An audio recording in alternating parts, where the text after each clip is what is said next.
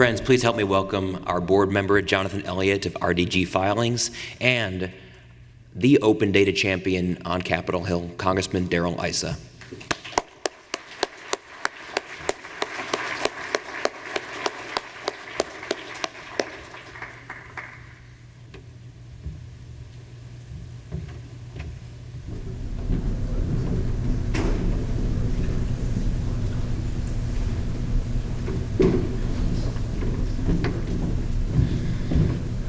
Hello, everyone. Thank you all for being here and braving the traffic in support of open and structured data. My name is Jonathan Elliott. I'm the COO of Research Data Group and RDG Filings. You really don't want to hear me talk as much as you want to hear this man to my left talk, so I will be quick. Research Data Group provides compliance services and software tools to public companies to help them communicate with investors and comply with regulations with greater ease.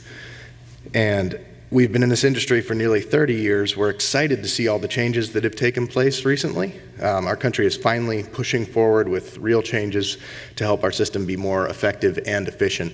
Those words do not normally correspond with government, but we are finally making the move in the right direction. The single most important change in the past 10 years has been the passing of the Data Act. And we are very, very enthusiastic and an executive member of the Data Transparency Coalition because we understand that opening up government data can help everyone in the country. Not just idealistically, but it is going to be, in a very practical sense, the organization and linking of information that will help individual citizens, politicians, investors, institutions, and municipalities make better decisions in almost every aspect of what they do. The Data Act is the first open data law, and many people have a hard time trying to understand just how large an undertaking the transformation from static documents to structured and searchable data is. Our speaker for this panel is Representative Darrell Issa. He is the champion of the Data Act and understands what lies ahead. He knows that successful implementation of the Data Act cannot be achieved by one team, one person, or one government agency. It requires a concerted effort from so many agencies and individuals. He also knows that there is more to be done and more leadership required to truly transform the way our government reports its information, and he's going to touch on the next steps here today. Without further ado, Representative Darrell Issa.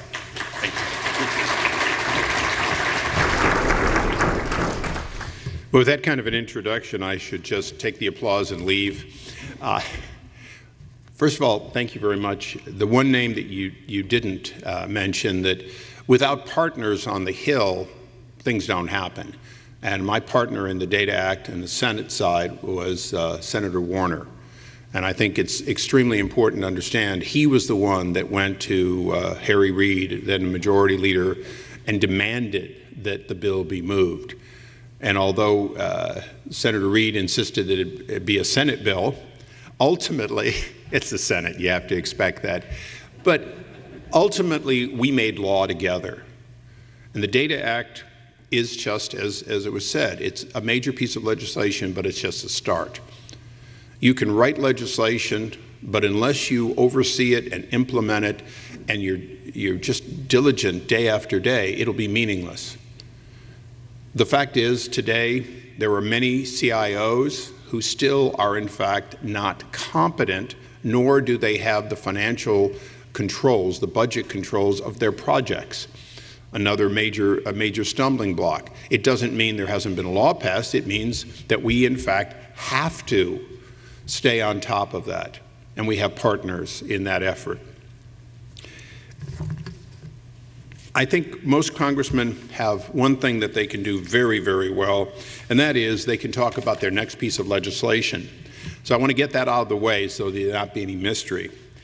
The Financial Transparency Act, obviously law, but the next steps are to insist that we make all data in government just as good and just as available. And some of it's hard. Just before I was coming up, they started saying, well, what happens if you're taking a picture of a pothole? How do you make a picture of a pothole machine searchable?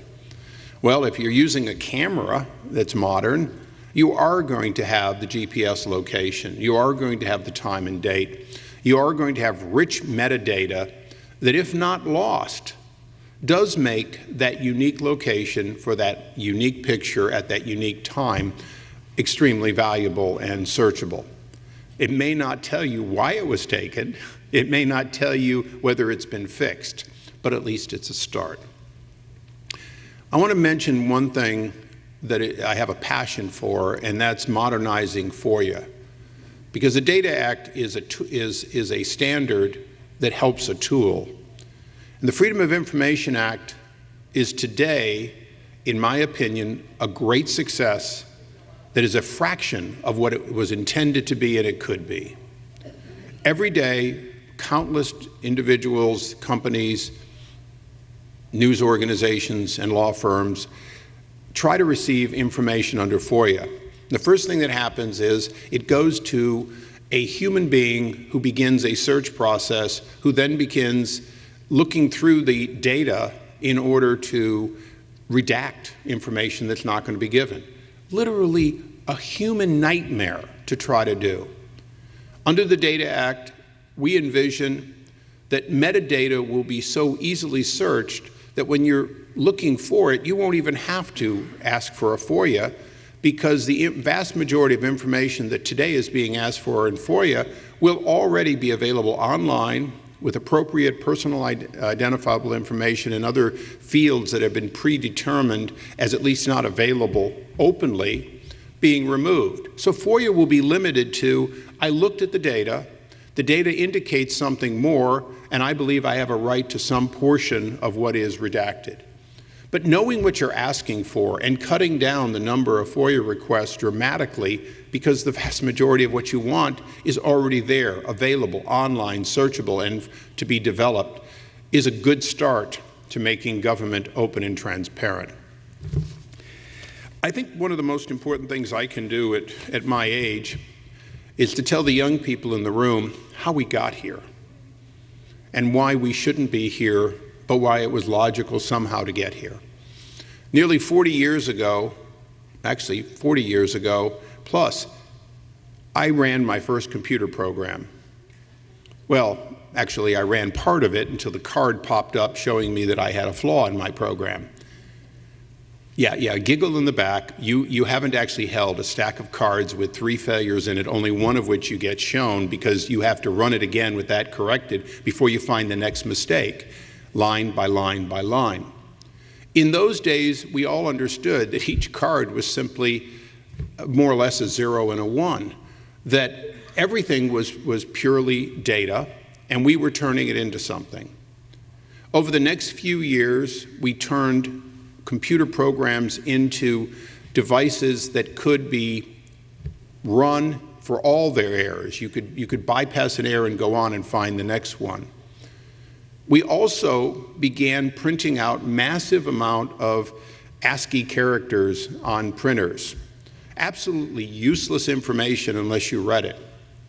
But behind that, if you had an index, you could find out anything you wanted to find out about the data you were building. At that moment, whether it was a DEC or a digital corporation for those who came after it, or an IBM or an HP or a myriad of other companies, many of whom NCR and so on are not here today, had we said, oh, we have the beginnings of metadata, we have what we index, well, let's store in those characters the index, we would have been fine. But we didn't do it.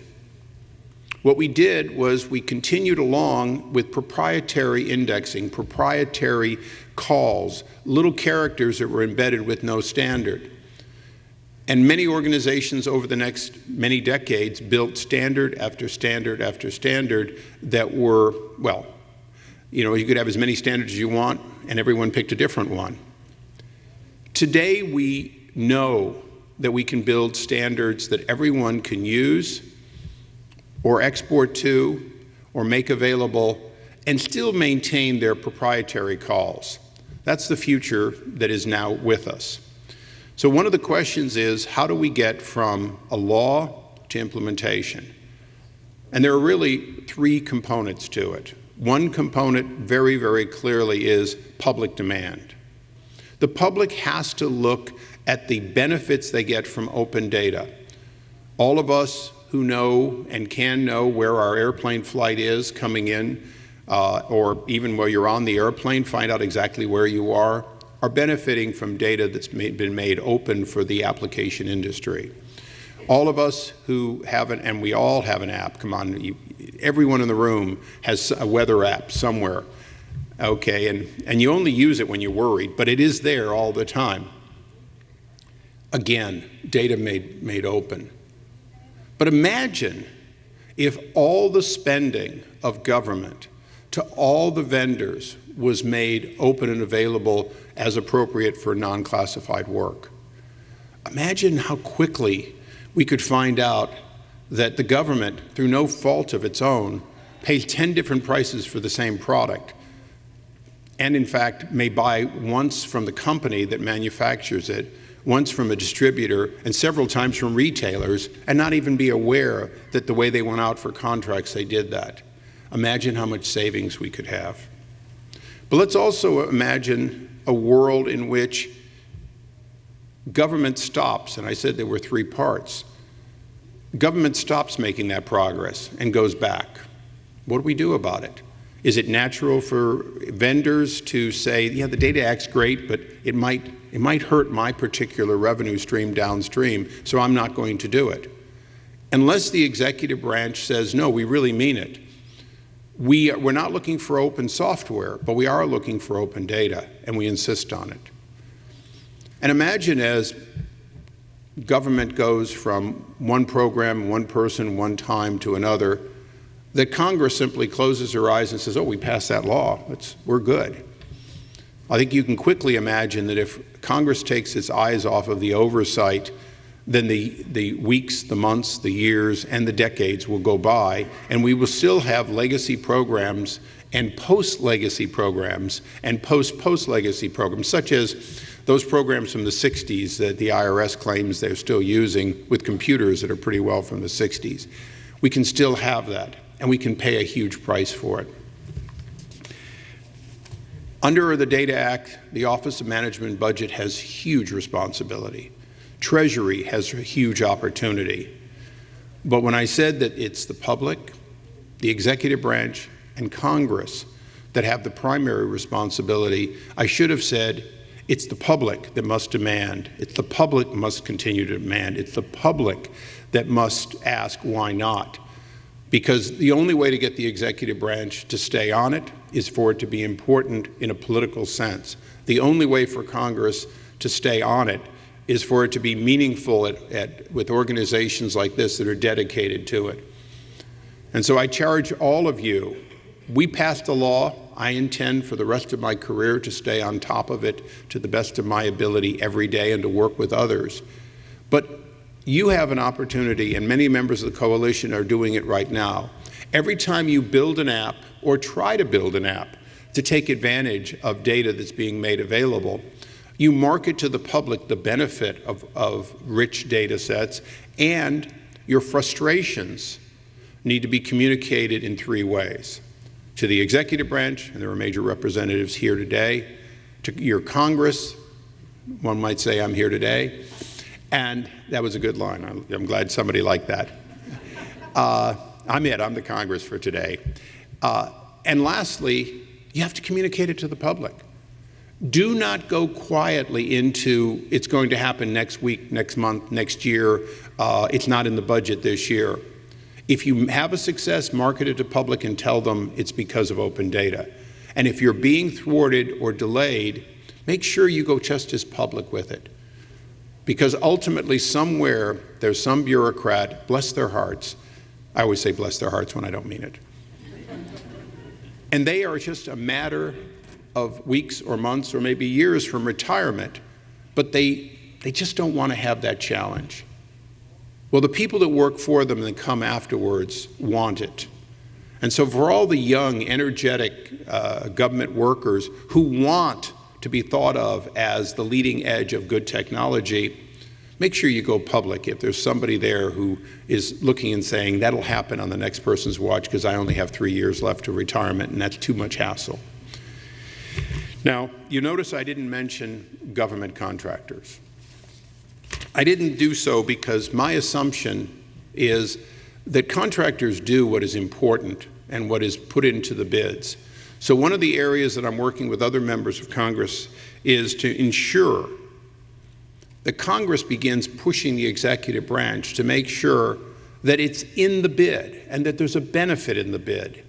No subcontractor or contractor for the government or government agency directly should ever be working with data, modernizing a program, and not have part of their incentive to take us from where we've been to where we know we have to be. And that's going to be a monumental change. On time, on budget, of course, is important. On time, on budget, and saving the American people countless billions of dollars over the next decades by opening up data, that's got to be in the bid. You won't see it the day the software is delivered, but you will see it for a generation to come.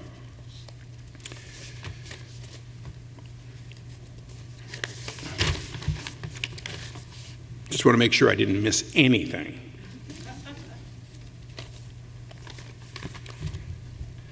In closing, we're just starting. In closing, this is the opening round for open data. There are companies that will take advantage of it and make fortunes. There are nonprofits who will take advantage of it and embarrass people in the administration, not just this one, but the next one and the one after. And if I have my way, the same level of open data will be both great for the public and questionable for members of Congress as data gets opened in all the branches.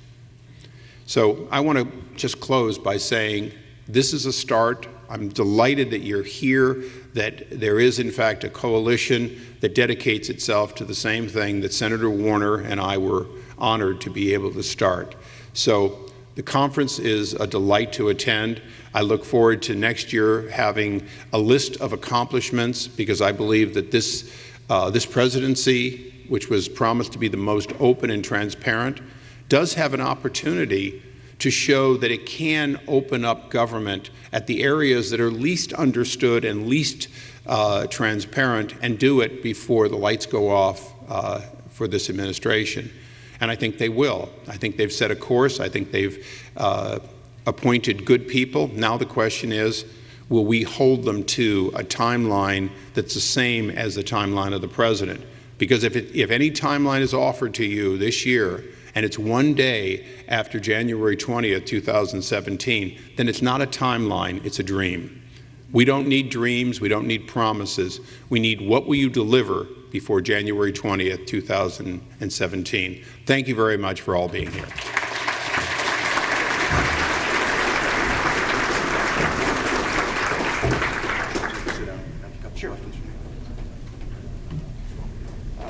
Take some questions from the audience. I have a couple of questions here as well. I'll just start. Well, we'll take yours last. Who else has a question? No, go ahead. One of the requirements of the Data Act is that they have to get all of their, not only what they're reporting, but recipients have to report this information. Grant recipients have to report it back. What do you see as the biggest obstacle in achieving that, in getting the grant recipients to report? That's a great question, and the reason it's such a great question is grant recipients were the obstacle to this bill passing when it passed out of the House on a fully bipartisan basis and sat for 2 years. There are two reasons that there's an obstacle. One, I can understand. You're a university professor, you're getting a couple of $1 million every so many years, and you're used to loosely living up to the grant, but perhaps hiring an administrative assistant here or there that only loosely work on the program. The Data Act is intended to really follow the money and to see whether it is auditable as being spent appropriately to whatever the grant was for. And we think that's important, and we think that those who shy away from it often do so because it's nice to get a pot of money, and I don't want to say laws were broken or anything else, but the commingling and the moving around of grant money has gone on in universities since I was since the NCR 500 and me in university. So that's one challenge. The other challenge is that we in government, we that write grants, we that take applications, until the administration realizes that no one should have to enter data twice. That every entity, every unique entity should have a number, and once it has a number, its personally identifiable information, its single database should be there, so that just like most of us when we log in, we expect to log in, and it doesn't matter whether it's the cloud with Google or our local device. We want to log in, we want it to say, "Hi, Darrell," and we want it to have all kinds of information already there, so we don't have to enter it twice. And if you assume that you're, for example, the University of California, and information is automatically populated, it's not asking you endlessly to give it essentially the same information, but at the most asking you to fact check what comes up, then you see a reason for this information delivered this way to be valuable. That is government's responsibility. Live up to the dream that you shouldn't have to enter again and again and again, even if it's a different agency, the exact same information, and allow that information to be valuable to the university that's overseeing, in the case of the University of California, thousands of grants, because we think that's a value to the grant recipient that they don't have today, which is to oversee and organize its grants in an easy way from a federal database. So, one, we can't do anything about except insist compliance. Two, we can be part of making it better for the grant recipients, so they're more they're more incentivized to support this. Thank you. You also talked. Oh, Hudson's waving at me. He's got an important question. Please go ahead. Hi, my name is Marianne Bellotti. I'm the CTO of a company called Xversion, and full disclosure, I'm a software developer. So, is that a confession or what? Yes, you know, if you told me you were a lawyer, that would be a confession. Well, one of the problems that we're seeing kind of like developing on the edge of the open data movement is that often the people who are releasing the data don't really understand what a personal identification sort of piece of data actually looks like. So they pick on the obvious things like name, social security number, phone number, address, but there are a lot of like non-obvious things that, especially as more and more data is released from more and more sources, people like me can take multiple data sets and sort of run them together and figure out like who's who in the data set.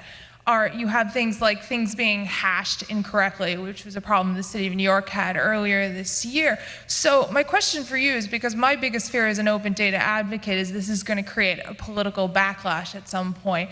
What policies are being put in place by the law to help these agencies sort of like come up and educate themselves technically so that they're not releasing data that's ultimately going to bite them in the ass later on? Ass is a technical term, right? No, you've hit on one of the great challenges of metadata that's not properly defined. The federal government has an endless amount of history of how we define what a name is, what a social security number is, and so on, but programs have been written without, if you will, compliant metadata identifiers, and that has to happen. And that is a matter of going into it and saying, here is the federal standard for all of this. Can our data be searched based on it? Because the last thing you want to do is deal with it as though you had 5 spreadsheets written by 5 different people who named the top of every cell a different name with a different width, with a different whatever. You don't want that, and you don't need that, and you shouldn't have it. The fact is that government agencies need to put their data in a format where there's a standard comparison.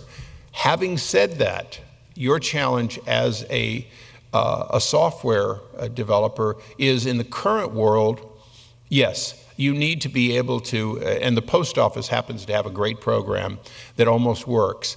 Now come on, if you take your data sets because you've entered, name, address, zip code and so on, you've named it as well as you can, the post office, and you give them the data, they have a wonderful program that actually corrects almost everything.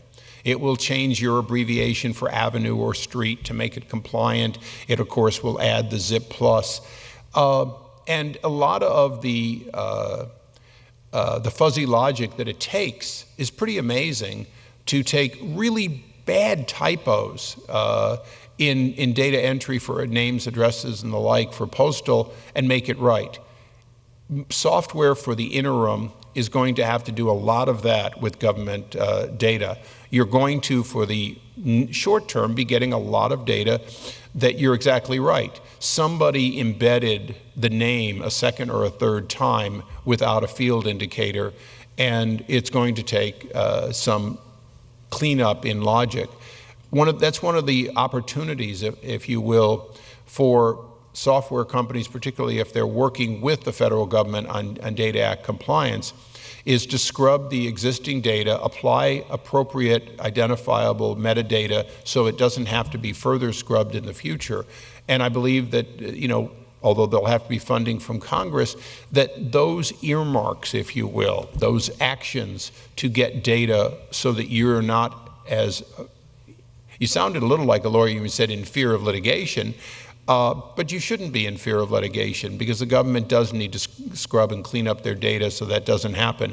And if the post office can be part of the solution in the case of the data that I had in Outlook, the fact is that you and companies like you shouldn't have to worry about that data being reasonably scrubbed. Hudson, who else have you picked as a shill? Hudson, we need a microphone down front here. No, I think we've got, there we go. Thank you, Justin. Hi, I'm Jeff Myers with REI Systems, and I first want to say I think the Data Act is fantastic. It provides a huge amount of valuable data. But I think of a particular use case. I'd like to be able to look across the federal government and say, where is all the spending on the same program? Where's all the spending on the same activity, even if it happens in different agencies? Where is all the spending on the same mission? And not just because I care about those spending, but because I want to figure out where there's either duplication or a need to coordinate. And so my question is, will you, or is there an interest or a commitment to taking the Data Act further and saying, for example, right now agencies are required to identify the program, but one agency might say, it's water quality audits, and another might say it's water quality safety, and another might say it's, water quality research. Will there be an opportunity to take the Data Act further to further use cases like the ones I've described? And the answer is yes, and if we get cooperation from the administration, we shouldn't need a new law. The Office of Management Budget, in setting, if you will, or requiring that all the agencies set a common standard, can do a lot of this. Years ago, I had a simple task. Everything's simple until you get the bill for it. All I wanted to know was how many jet aircraft and prop, but mostly jet, does the government own? What models are they? How long have they been around? And who controls them? And this happened to be shortly after 9/11, so I was a very junior member. And so they kind of laughed at me. Well, as the years went on, I kept re-asking it. And it's amazing, even the Department of Defense has a whole joint group with multiple officers trying to figure out where all their aircraft are and who's controlling them and what they do. That's a pretty simple thing. I mean, you spend a few $1 million each. There's only, so many, let's call it 1,000 non-fighter aircraft. It shouldn't be that hard to figure it out. I can tell you, if you wanted that information today, it would cost the government a fortune to get it to you, because the Coast Guard has their aircraft and this group has one and so on. You're exactly right. Interoperable standards where if it's the same thing, it's named the same way. If it's a similar thing, it has a number that is identifiable as similar. So you can not only find exact matches, but even when there is a characteristic different, there is a unique metadata identifier. And that's really what we're getting to, is a standard setting for what you call something if it's identical, and what you call something when there's a difference. And OMB has a responsibility to build an, if you will, interagency cooperation to get that. Candidly, DOD hasn't gotten there yet, and we're hoping that they'll be among the first, because if I've got a Caterpillar D9 tractor in the Army, the Navy, the Air Force, the Marines, and I need a part, and that part is somewhere in the world under some agency, the last thing in the world I want is to have that asset down well, somebody's waiting to buy something we already own, and the other one is heading to property disposal. But that happens today, and it costs us billions. Hudson, who else? Anyone? If you run out of questions, I have a second speech. So my name is Tony DePue. I'm a consultant with Deloitte. And I've heard you talk a little bit about the Data Act supporting this concept of establishing a common language. And I think it's a very powerful concept, and I wanted to get your perspective on how that might impact Congress's ability to support its function in its capacity to represent people. Okay, I'm gonna answer the question as I interpret it. I think I heard you say that, you know, what will happen if the Data Act is fully implemented to where all data can be made meaningful by a common program searching multiple databases, if you will, a little like Google going out to every newspaper and seeing what they all wrote about their congressman. The questions that the American people have on whether their money is well spent, whether they're properly represented, whether the waiting time at a particular Veterans Administration center is based on an actual shortfall of doctors or, in fact, an inefficiency within the hospital. Questions like that, in a democracy, our republic is a representative democracy, but the ability of every individual to know more before they ask a question of their congressman, or for their congressman or woman to be able to get the information directly rather than months or years later, can have a dramatic effect. I would love nothing more than for my constituents who are waiting for VA service to know what the wait times are at every hospital, know what the ratios are between the number of doctors and the amount of care, and be able to say, you know, my hospital in Brunswick, Ohio, is underperforming, and as a result, I'm waiting longer and not getting care. What's wrong? That kind of a question is so much more powerful than I'm waiting, what can you do for me? And we try to get them into the hospital faster. So I see it as empowering to members. I do see it as producing a lot more constituent requests, but those will be very targeted requests because a lot of the information will already be either gleaned by the constituent or easily gotten by a caseworker at a computer screen rather than waiting for weeks or months from an answer from an agency. So I see that as part of it, but much of this will only happen if the software industry supporting this open data provide those tools.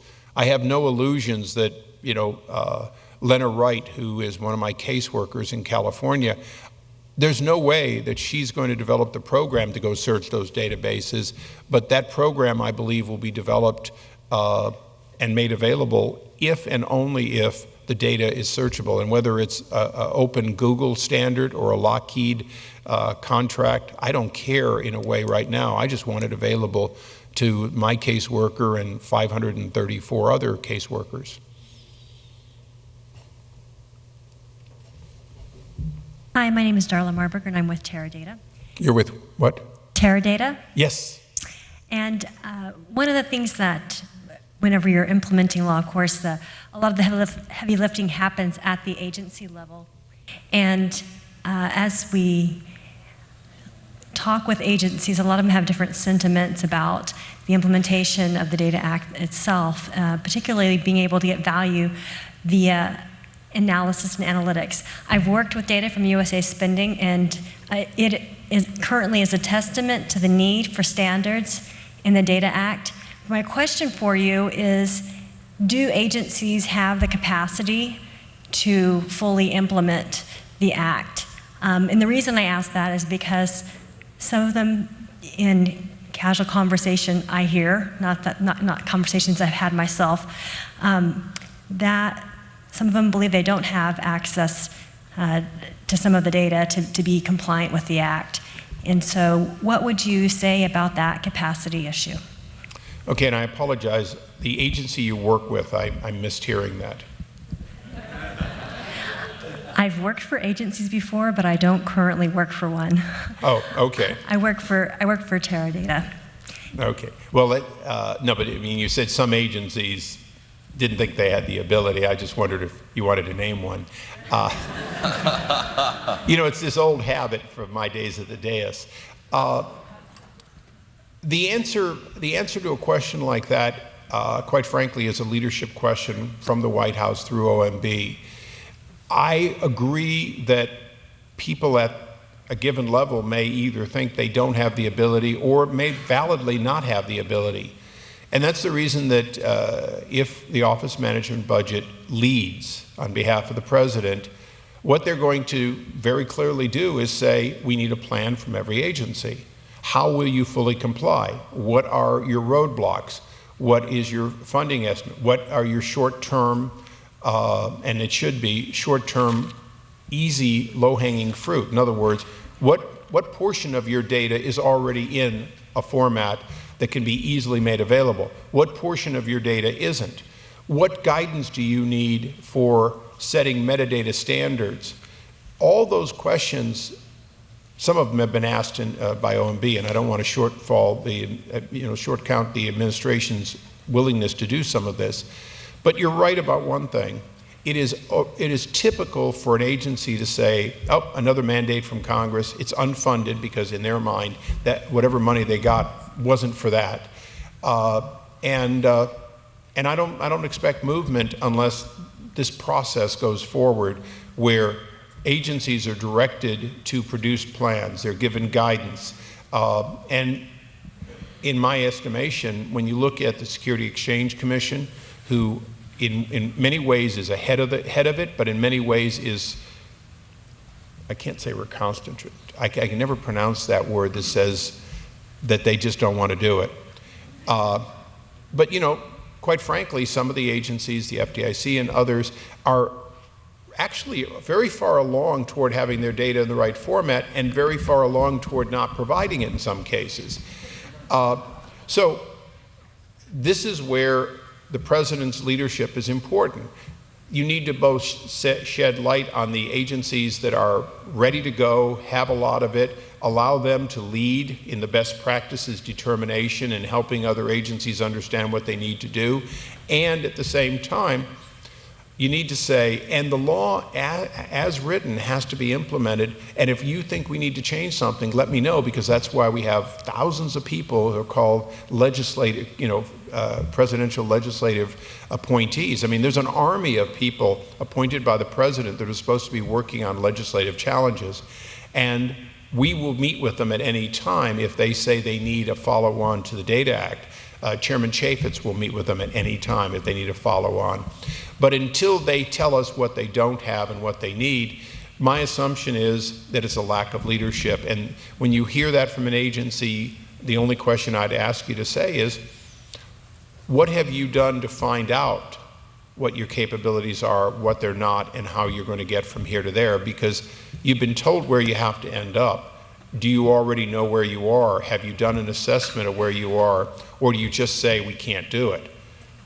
I would propose to all of you that if an agency can type a few keys, and most can, at some level and get a piece of information in a proper format where they know what the personally identifiable information are, they know what the available information are, and when they get done with their system building that index and delivering them either on a screen or on a piece of paper, the 25 entities that match all in nice rows, and they export it to Excel. If you can do that in an agency, then you already have everything except metadata that is assigned to those fields that makes it interoperable. You already are mostly there. And that's where I think people misunderstand. Within an agency, within a particular program, almost everybody has everything they need. The only thing they don't have is interoperable identifiers embedded. And if every agency were to publish their, if you will, their keys, and then you compare their keys for what it means to another agency's keys for what it means, you could build a table for bringing them all together. Now, we do that every time we ask for a report that comes from multiple agencies. if we do it one time and say, build the table, and now everyone has to understand that you got to go back to your program and add another number, which is the common number that we're going to use for that throughout government. Now you never have to do it again. That's what the magic, if you will, of implementing the Data Act is, that you go and you look at those ambiguities, you compare them, you fix them, and now you don't have to spend $100,000 every time government, or Congress in this case, or some agency asks for a report. Because the common unique number for a common unique event is simply a matter of saying to agencies, I know you all made up numbers, now we're not going to make up numbers anymore, we're going to assign a common number. And you're right, at the local level it can't be done, but with leadership, the local level can prepare the information for the interagency process to do its job. And I saw some head shaking, so I might have been right on that one part of technology. You know, anyone that comes in and talks about their beginning with NCR 500s and then DEC 10s and PDP 1145s loses the audience immediately, except for the grayest of the gray. But sadly, my computer time began in the 70s and has gone till today with me looking at everything based on, well, we couldn't do it with you know, a few bits of data and these old processors, but we imagined we could do it then. And now we can do it if we just take the time to imagine it, and that's why I'm so excited. Yes, ma'am.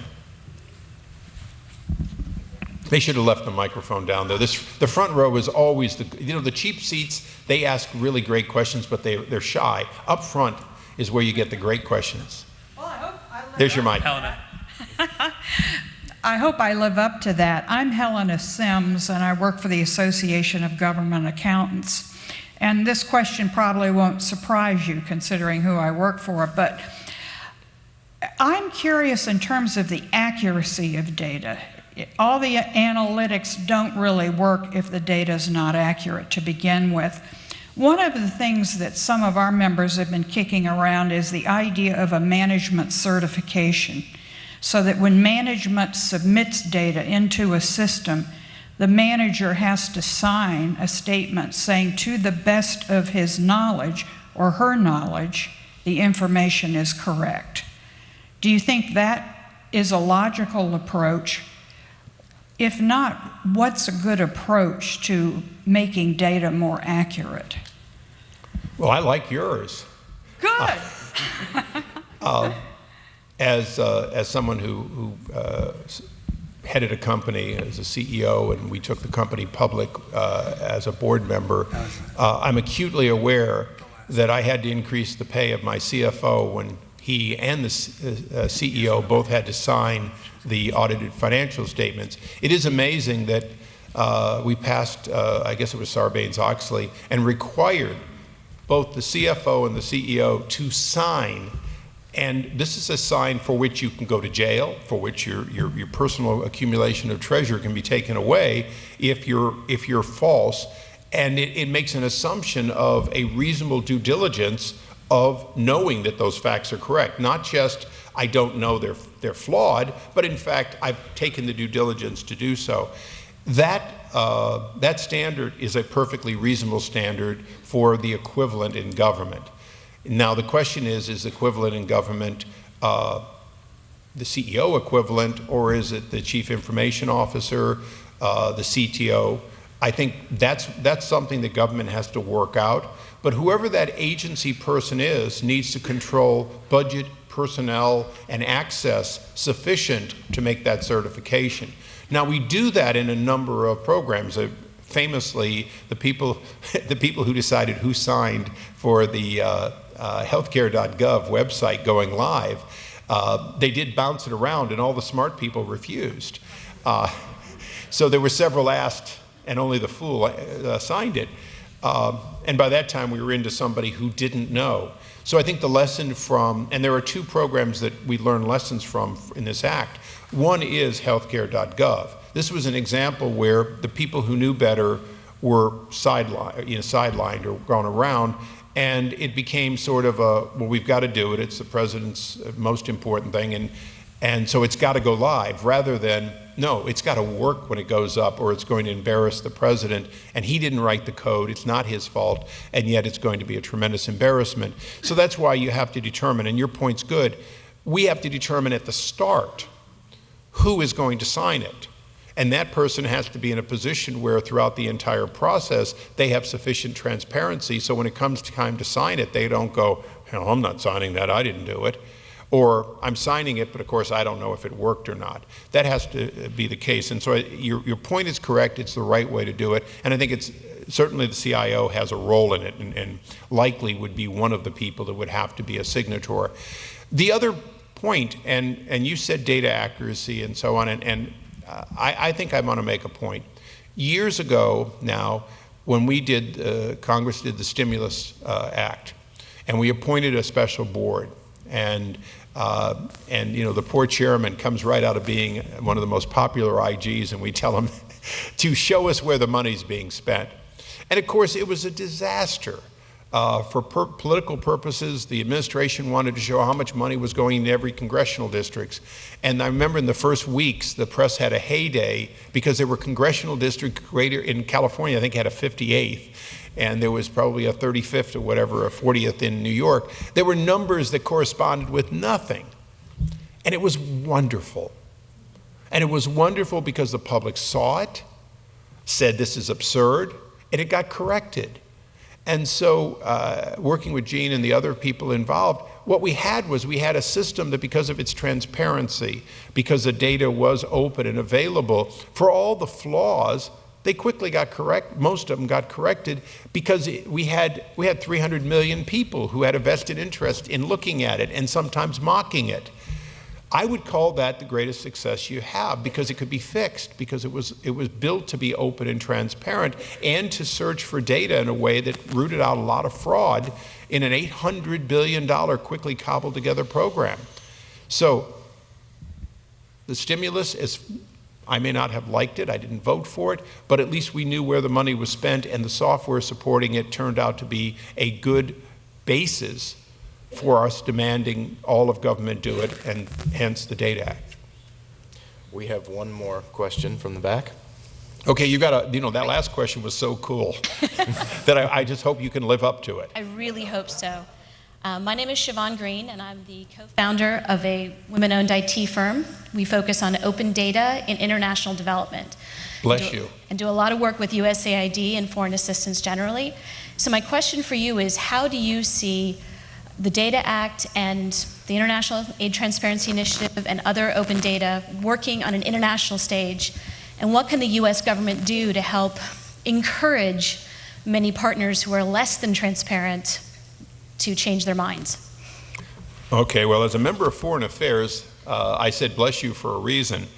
I'll tell you how big the problem is, and then give you a partial solution. In the early August, I was in Nigeria. I was in Lagos and Abuja.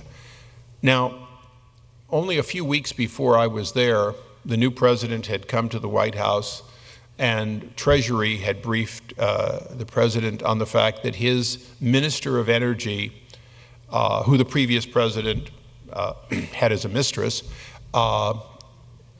had stolen $500 million essentially every month for more than 5 years. Yeah, the arithmetic of $500 million a month every month for years is pretty amazing. And a great deal of it is in real estate and other assets in the United States. And so the Department of Treasury was kind of saying to the new president, if you'll charge her with the crime, we can freeze the assets and get your government back this large amount of money. She hasn't been charged. They can't charge her because they're stealing just as much. The whole game in Nigeria is so corrupt that everyone at every level steals. They actually back up whole steamers with clandestine pipelines to take the oil in vast amounts.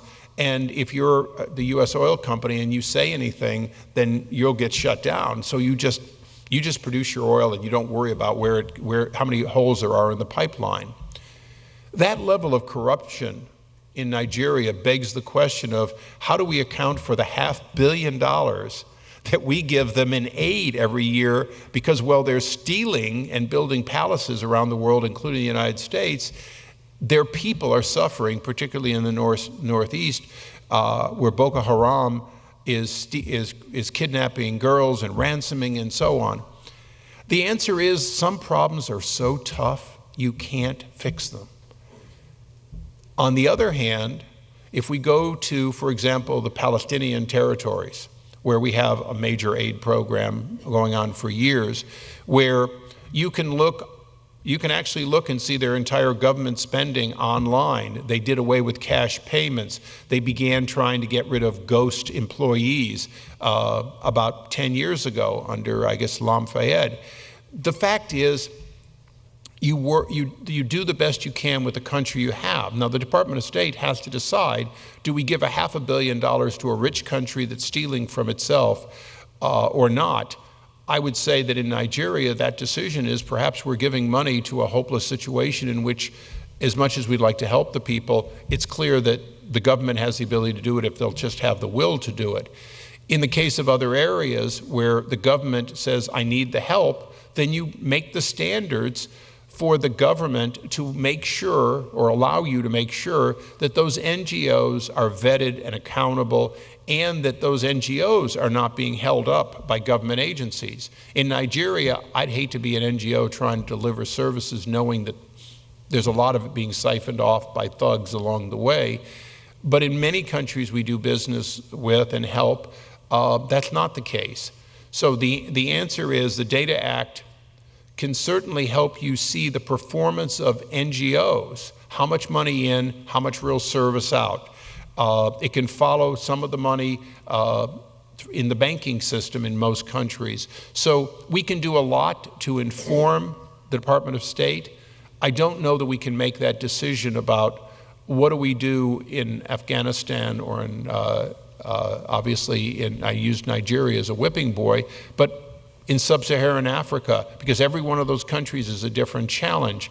And good data is only as good as the first dollar spent and then the NGO for accountability. What I will say is, and you deal with this, the vast majority of NGOs are honest, and the ones that aren't honest, the honest ones are telling you loud and clear that they're stealing. So a lot of it at USAID, and I work this a lot in both my old committee and in Foreign Affairs, a lot of it is a matter of USAID listening. When there's a real accusation by one NGO or many NGOs that they're getting ripped off by another, it's a management decision. If you give the Inspector General direct access to the data as it is, in most cases, they can find it and they can disqualify those NGOs, and that means more money arrives where it's supposed to be. So again, I can sell the Data Act for what it can do, but it's only going to be as good as the transparency to the public who insist on their money being well spent, or to the agencies who now have better transparency making good management decisions. And I don't want to go any further on the Department of State because I've stayed as high as I can on that particular issue. Are you going to, what's your closing question is, can I leave now? There's a need to network. We have a networking break, and we have run a little bit over. Thank you very much, Congressman.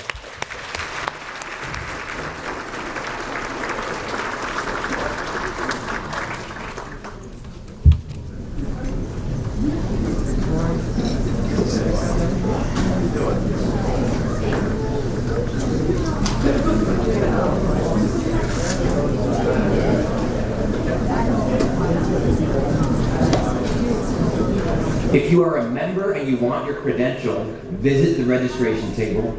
We'll be back here in 20 minutes to hear from the executive branch. You don't want to miss the executive branch. Be back here in 20 minutes for the executive branch.